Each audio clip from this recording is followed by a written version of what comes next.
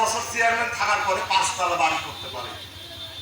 5 বছর চেয়ারম্যান থেকে যে বাড়ি গেছে সে চাঁদাবাজ না, সে জনগণের নেতা, সে হচ্ছে জনগণের নেতা। আমার রবিউলকে বলা হচ্ছে চাঁদাবাজ।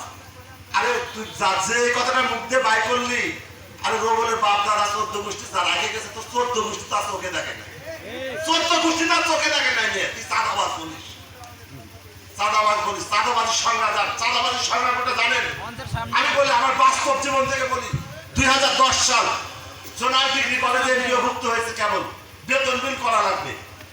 উনি মারা গেছে, ওনার নামে যুদ্ধ বলা উচিত না, মারা গেছে।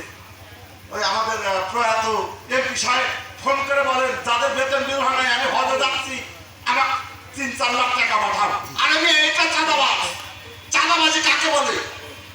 চাঁদাবাজির সংজ্ঞা জানেন না? একটা লেকচার চাঁদাবাজি করে।